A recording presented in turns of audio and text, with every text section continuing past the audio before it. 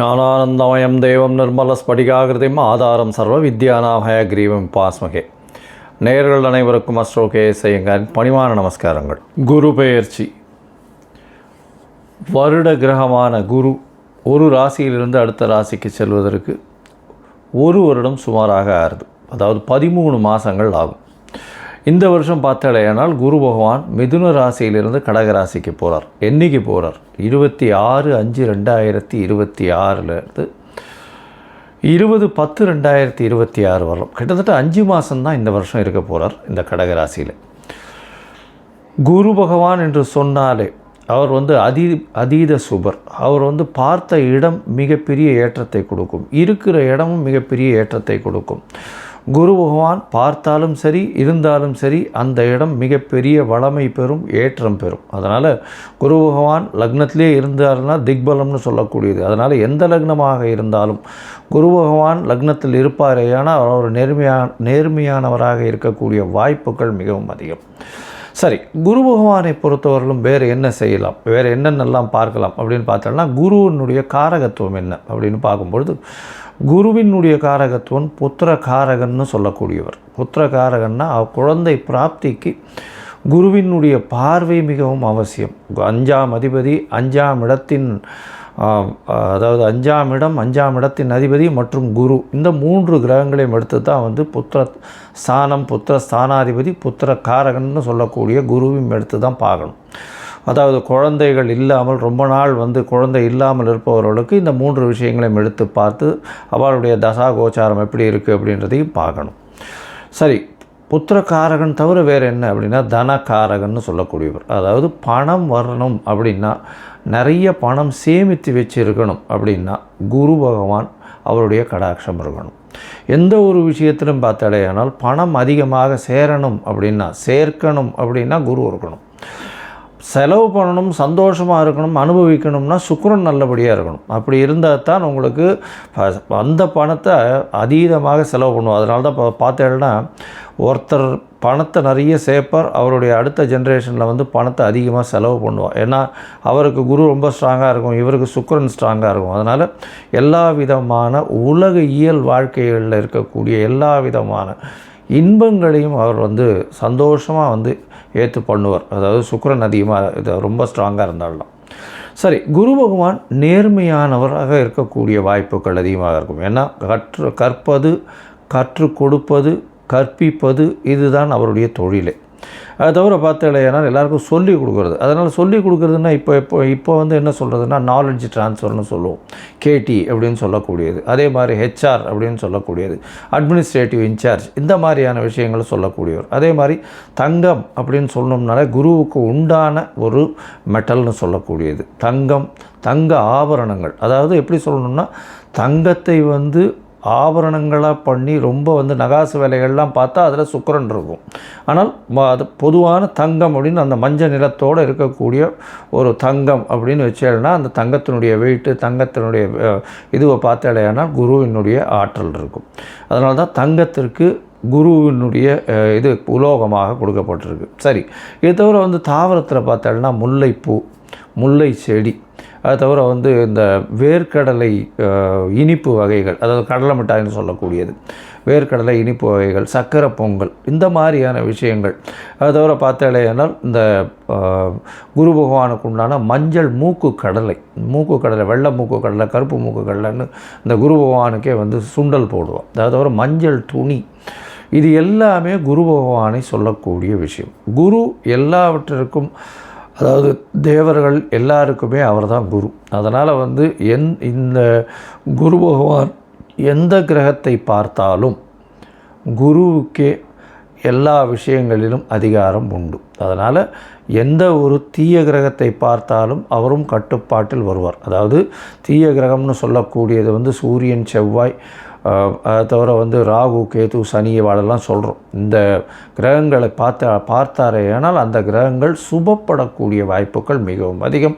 எந்த இடத்தில் இருந்தாலும் இந்த துர்கிரகங்கள் குருவின் பார்வையினால் சுபப்படக்கூடிய வாய்ப்புகள் மிகவும் அதிகமாக இருக்கும். சரி, இந்த குரு பகவான் இப்போது மிதுன ராசியிலிருந்து கடக ராசிக்கு போகிறார். இந்த குரு பகவானுடைய காலபுருஷ தத்துவத்தின் ராசி பார்த்தோம்னா 9ஆம் ராசியும் 12ஆம் ராசியும், அதாவது 9ஆம் ராசி அப்படின்னு சொல்லக்கூடியது தனுசு, 12ஆம் ராசின்னு சொல்லக்கூடியது மீனம். இந்த 2 ராசிக்கும் அதிபதியாக இருக்கக்கூடியவர் குரு. இந்த குரு பகவான் கடகத்தில் உச்சம் பெறுறார். கடகத்தில் உச்சம் பெறக்கூடியவர் குரு பகவான். இதில் என்ன ஒரு பெரிய விசேஷம் அப்படின்னா, குரு பகவான் 9ஆம் இடத்துல அதாவது உங்களுக்கு படிப்பு, அதை தவிர வெளிநாடு போய் படிப்பு, மேற்படிப்பு, இது எல்லாமே குரு பகவானால் நல்லபடியாக ஆசீர்வதிக்கப்பட்டால் மட்டுமே உங்களுக்கு கிடைக்கும். அதே மாதிரி 12ஆம் இடத்தினுடைய அதிபதினு சொல்லக்கூடியவர் காலபுருஷ தத்துவத்தின் பிரகாரம். அதன் மூலியமாக பார்த்தீங்கன்னா குரு பகவான் சுப செலவுகளை கொடுப்பார். அதாவது 12ஆம் இடம் செலவுகளை கொடுக்கறது, அதாவது அயன சயன போகஸ்தானம் விரயஸ்தானம்னு சொல்லக்கூடிய இடம். உங்களுக்கு சுப செலவுகள் கொடுக்கணும். அதாவது பணம் வந்தாலும் சுபமாக இருக்கணும்.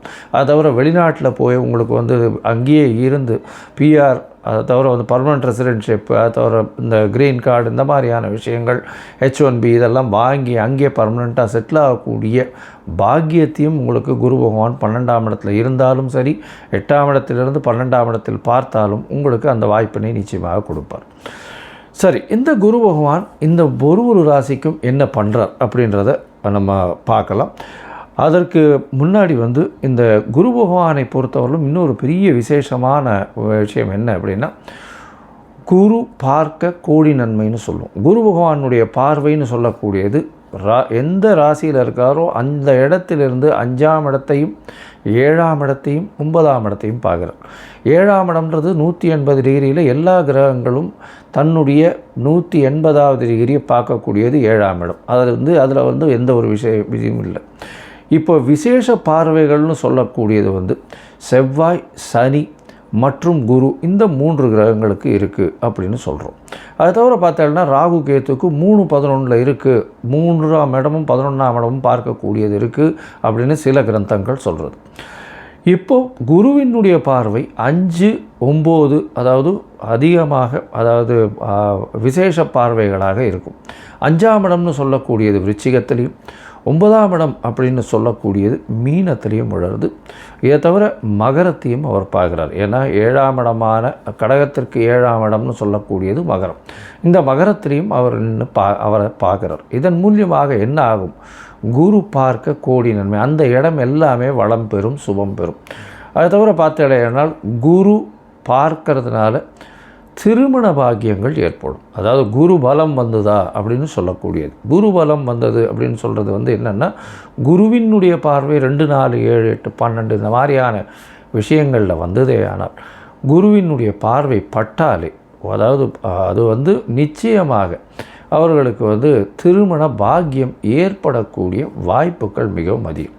இதை தவிர பார்த்தீங்கன்னா 5ஆம் இடத்தை குரு பார்த்தாலும், அதை தவிர 5ஆம் இடத்தில் குரு இருந்தாலும் குழந்தை பிராப்தியும் ஏற்படக்கூடிய பாக்கியம் உண்டு. அதனால் இந்த குரு எந்த இடத்தில் இருந்தாலும் சுபத்தை செய்வார். எந்த இடத்தில் இருந்தாலும், எந்த துர்கிரகங்களோடு இருந்தாலும் அவரையும் சுபப்படுத்தக்கூடிய வாய்ப்புகள் மிகவும் அதிகம்.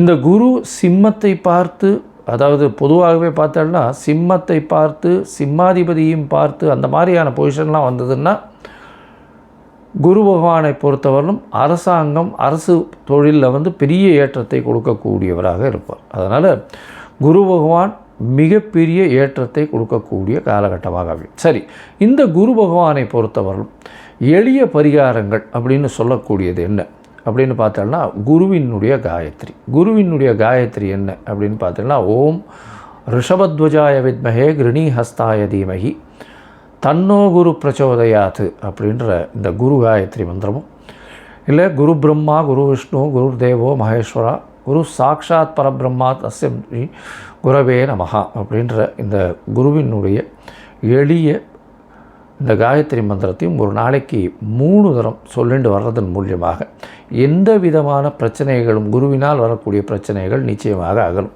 அதை தவிர பார்த்தோம்னா இன்னும் எளிய பரிகாரம்னு சொன்னால், அருகில் இருக்கக்கூடிய தட்சிணாமூர்த்திக்கு போய் நெய் வழக்கு போட்டு வாங்கும், நெய் தானம் கொடுங்க. கோவிலில் இருக்கக்கூடிய அர்ச்சகருக்கு வேஷ்டி தானம் கொடுங்க. அதை தவிர பட்டு தானம் கொடுங்க. உங்களால் முடிஞ்சதுன்னா சதுர்த்தி தேங்காய் உடைச்சின்னு வாங்கும். குரு பகவானுக்கு உண்டானது தேங்காய்ன்னு சொல்லுவோம். அதனால் பிள்ளையாருக்கு தேங்காய் உடைக்கிறது பெரிய விசேஷம். அதை தவிர நெய் போட்டு சக்கரை பொங்கல் பண்ணி இது பெருமாளுக்கு இது பண்ணிவிட்டு எல்லாருக்கும் கொடுக்கறது ரொம்ப பெரிய விசேஷத்தை நிச்சயமாக கொடுக்கும். சரி, இப்போது ஒரு ராசியாக மேஷம் முதல் மீனம் வரை இந்த குரு பெயர்ச்சி என்ன மாதிரியான மாற்றங்களை கொடுக்கும் அப்படின்றத பார்க்கலாம். அதற்கு முன்னாடி என்னுடைய மொபைல் நம்பர் ஸ்க்ராலிங்கில் போயின்னு இருக்கும். உங்களுக்கு அஸ்ட்ராலாஜிக்கல் கன்சல்ட் தேவைப்படுமே ஆனால் நீங்கள் எனக்கு ஃபோன் பண்ணுங்க. என்னுடைய கட்டணம் என்னன்னு சொல்கிறேன். உங்களுடைய தேதி, பிறந்த தேதி, நேரம், பிறந்த மாதம், வருஷம், அது தவிர உங்களுடைய நீங்கள் பிறந்த இடம், உங்களுடைய பெயர், தாய் தகப்பனார் பெயர், இதுவரையும் நீங்கள் அனுப்பி வைங்க. இதை அனுப்பிச்சி வச்சோடனே உங்களுடைய ஜாதகத்தை போட்டுவிட்டு அதுக்கப்புறம் உங்களுக்கு அப்பாயின்மெண்ட்டு கொடுத்து உங்களுக்குன்னு டைம் ஒதுக்கி நான் உங்களுடைய பிரச்சனைகள் என்னன்றதை இது பண்ணி உங்களுடைய தசாபுக்திகள் இப்போ இருக்கக்கூடிய கோச்சாரங்கள் எப்படி இருக்குன்றதை வலுவாக இருக்கான்றதை பார்த்து உங்களுடைய பிரச்சனைகள் எந்த அளவுக்கு சுமூகமாக தீரும்ன்றதை சொல்கிறேன். ஏன்னா இப்போ ராசி சந்தி, லக்ன சந்தி இதெல்லாம் ரொம்ப அதிகமாக இருக்குது. 50 வயசில் இருப்பா, அவளுக்கு ரிஷபராசியாக மிதுன ராசியானே தெரியாது. மிருகசீர நட்சத்திரம்னு சொல்லிட்டு இருப்பா, 2வது பாதம் 3வது பாதம் மாற்றி மாற்றி சொல்லிட்டு இருப்பா. அதே மாதிரி விசாகம் சொல்லிட்டு இருப்பா. துலாமாக இருக்குமா இல்லைன்னா இது விருச்சிகமாக இருக்குமான்னு தெரியாது. அதனால் கண்டிப்பாக ஜாதகத்தை போட்டு அதில் சந்தி இருக்கான்னு பார்த்துட்டு அதுக்கப்புறம் தான் உங்களுக்கு நான் அப்பாயின்மெண்ட் தர முடியும். சரி, இப்போ மேஷம் முதல் மீனம் வரை குரு பெயர்ச்சி பலன்கள் எப்படி இருக்குன்னு பார்க்கலாம். சிம்மம், மகம், பூரம், உத்திரம் இந்த 3 நட்சத்திரம் 9 பாதங்களை கொண்ட ராசி. ராசியின் அதிபதினு சொல்லக்கூடியவர் சூரியன். இந்த குரு பெயர்ச்சி பார்த்தாலேயானால் சிம்ம ராசிக்கு 12ஆம் இடத்துல வருது. அதாவது 26/5/2026 20/10/2026 வரலும் உண்டான காலகட்டத்தில் குரு பகவான் மிதுன ராசியிலிருந்து கடகராசிக்கு வரார். கடகராசிக்கு வரக்கூடிய குரு பகவான் உங்களுடைய ராசிக்கு 12ஆம் இடத்துல மறைகிறார். உங்களுக்கு பார்த்தாலேயானால் 5ஆம் அதிபதி 8ஆம் அதிபதி அவர். 5ஆம் இடம் அப்படின்னு சொல்லக்கூடியது உங்களுடைய பூர்வ புண்ணிய புத்திர ஸ்தானத்தை குறிக்கக்கூடியது. அது தவிர பார்த்தாலும் உங்களுடைய பதவி புகழ் அந்தஸ்து கௌரவத்தெல்லாம் ஏற்றக்கூடியது. அவர் 12ஆம் இடத்துல மறைகிறது அந்த அளவு விசேஷத்தை கொடுக்காது.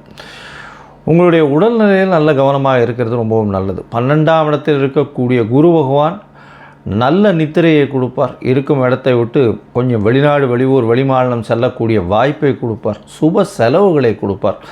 அது தவிர பார்த்தீங்கன்னா உங்களுடைய ராசிக்கு 12ஆம் இடத்துல இருக்கிறதுனால சுப செலவுகள் நிச்சயமாக நடக்கக்கூடிய வாய்ப்புகள் உண்டு. வெளிநாடு போயிட்டு வரக்கூடிய காலகட்டமாக அமைய போகிறது. எடுத்த காரியங்களில் சிறு சிறு பின்னடைவு ஏற்படக்கூடிய வாய்ப்பு. உங்களுடைய ராசிக்கு உடல்நிலையில் சற்று பின்னடைவு இருக்கக்கூடிய வாய்ப்பு. ஏன்னா கேது பகவான் உங்களுடைய ராசியிலே இருக்கார். சுபர்கள் பார்வையும் இல்லை. குரு பகவானும் 12ஆம் இடத்துல மறைகிறார்.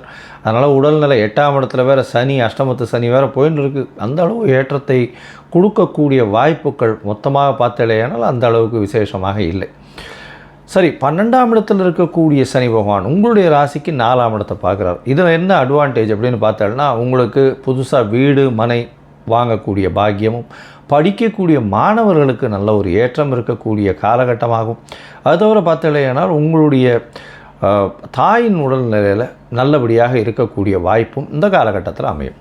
உங்களுடைய ராசிக்கு 6ஆம் இடத்தை குரு பகவான் பார்க்குறார். இருந்தாலும் போட்டித் தேர்வு அப்படின்லாம் வந்ததுன்னா அந்த அளவு விசேஷத்தை கொடுக்காது. ஏன்னா 6ஆம் இடத்துல குரு பகவான் பார்க்கும்பொழுது யாருக்குடைய போட்டி போட்டாலும் அந்த அளவுக்கு உங்களுக்கு வெற்றி வாகை வரக்கூடிய வாய்ப்பு இல்லை. எப்போவுமே துர்கிரகங்கள் தான் 6ஆம் இடம், 3ஆம் இடம், 8ஆம் இடம், 12ஆம் இடத்துல இருக்கிறது விசேஷம். ஏன்னா அதுதான் நல்லது. எந்த ஒரு எதிரிகளையும் வெல்லக்கூடிய ஆற்றல் 6ஆம் இடத்துல துர்கிரகங்களுக்கு தான் வருமே தவிர சுபர்கள் பார்வையினால் ஒரு அண்டர்ஸ்டாண்டிங்கில் போய் ஒரு ராஜதந்திரம் அப்படின்ற மாதிரி சொல்லக்கூடிய அளவுக்கு தான் போகுமே தவிர அந்த அளவுக்கு விசேஷத்தை உங்களுக்கு கொடுக்காது. அதனால் போட்டிகளில் சற்று பின்னடைவு இருக்கக்கூடிய வாய்ப்புகள் மிகவும் அதிகமாக இருக்கக்கூடும். அதோடு பார்த்தீங்கன்னா உங்களுடைய ராசிக்கு 8ஆம் இடத்தை குரு பகவான் பார்க்குறார். 12ஆம் இடத்துல குரு பகவான் இருக்கக்கூடிய குரு ராசிக்கு 8ஆம் இடத்தை பார்க்குறார். 8ஆம் இடத்தை பார்த்தேன்னா திடீர் பணவரவு வரும். வெளிநாடு, வெளியூர், வெளிமாநிலம் செல்லக்கூடிய வாய்ப்பு வரும். மறைந்திருந்து இருக்க வேண்டிய காலகட்டமாக இருக்கும். அது தவிர பார்த்தோம்னா 8ஆம் இடத்தை எடுத்து சொல்லும்பொழுது மறைந்த விஷயங்களிலிருந்து பொருள் வரும். மறைந்த விஷயங்கள் அப்படின்னு சொல்லக்கூடியது ஹார்ஸ் இது பார்த்தோம்னா ரேஸு, அது தவிர இது ஷேர் மார்க்கெட்டு, இந்த மாதிரியான விஷயங்கள் இதிலெல்லாம் உங்களுக்கு நிச்சயமாக பணம் வருவதற்கு பஞ்சமில்லாமல் இருக்கும். வரக்கூடிய பணமும் நல்ல வகையில் சுப செலவுகளாக ஆகக்கூடிய வாய்ப்புகளையும் கொடுக்கும். மொத்தத்தில் பார்த்தோன்னா இந்த சிம்ம ராசிக்காரர்களுக்கு 12ஆம் இடத்து குரு அந்த அளவுக்கு விசேஷத்தை கொடுக்காது. 12ஆம் இடத்துல இருக்கக்கூடிய குரு உங்களுடைய தூக்கத்தை, நல்ல தூக்கத்தை கொடுக்கும், உங்களுடைய உடல்நிலையில் சற்று பின்னடைவை கொடுக்கும். அதை தவிர உங்களுடைய 6ஆம் இடத்தை பார்க்குறதுனால வெற்றி வாய்ப்புகளை சற்று பின்னடைவுக்கு கொண்டு போகக்கூடிய வாய்ப்புகள் மிகவும் அதிகம். போட்டிகளில் என்டர் ஆகாமல் இருக்கிறது அது உங்களுக்கு ரொம்பவுமே நல்லதாக இருக்கும். அதை தவிர 4ஆம் இடத்தை பார்க்கக்கூடிய குரு பகவானை பார்த்தாலேயானால் படிக்கக்கூடிய மாணவர்களுக்கு ஏற்றத்தை கொடுக்கும். அதை தவிர புதிய வீடு மனை வாங்கக்கூடிய வாய்ப்புகளை நிச்சயமாக கொடுக்கும். இந்த காலகட்டத்தில் புதிய வீடு மனைன்றதை விட பழைய வீட்டை நீங்கள் விற்கணும்னு நினச்சிங்கன்னா அது நல்ல விலை போகக்கூடிய வாய்ப்பு. அதுவும் சுபமாக நல்ல ஒரு இடத்துக்கு போய் அது வழியாக நல்ல ஒரு பணம் வரக்கூடிய வாய்ப்புகள் நிச்சயமாக வரும்.